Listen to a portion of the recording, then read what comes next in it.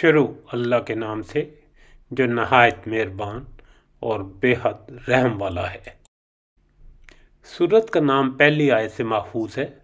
नज़ूल वही से फ़ारिग होते ही हजूर सल्लल्लाहु अलैहि वसल्लम ने फरमाया कि मुझ पर इस वक्त 10 ऐसी आयतें नाज़िल हुई हैं कि अगर कोई इनके मेयार पर पूरा उतर जाए तो यकीनन जन्नत में जाएगा। फिर आपने इस सूरह की इब्तदाई आयात सुनाई। इताअत रसूल की दावत इस सूरह का मरकज़ी मज़मून है।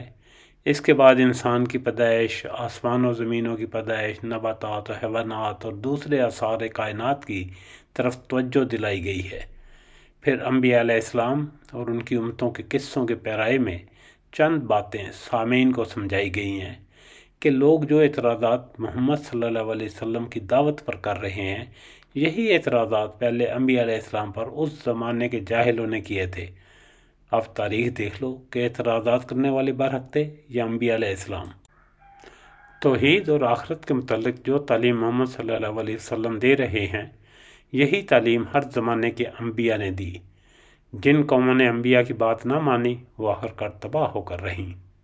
हर ज़माने में खुदा की तरफ से एक ही दीन आया और तमाम अंबिया अलैहिस्सलाम एक ही उम्मत के लोग थे। इस दीन वाहिद के सिवा सब दूसरे मज़ाहिब अल्लाह ताला की तरफ से नहीं हैं।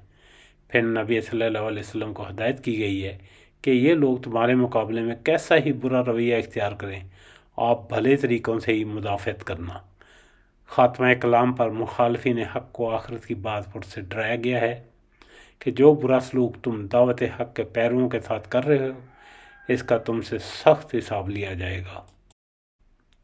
यकीनन ईमान वालों ने फलाह हासिल कर ली, जो अपने नमाज में खुशू करते हैं, जो लगविया से मुंह मोड़ लेते हैं, जो ज़कात अदा करने वाले हैं, जो अपनी शर्मगाहों की हिफाजत करने वाले हैं, सिवाय अपनी बीवियों और मलकियत की लौंडियों के। यकीनन ये मलामतियों में से नहीं हैं। जो इसके सिवा कुछ और चाहें वही हद से तजावुज़ करने वाले हैं, जो अपनी अमानतों और वादे की हिफाजत करते हैं, जो अपनी नमाज़ों की नेगहबानी करते हैं। यही वारिस हैं जो फिरदौस के वारिस होंगे, जहाँ वो हमेशा रहेंगे।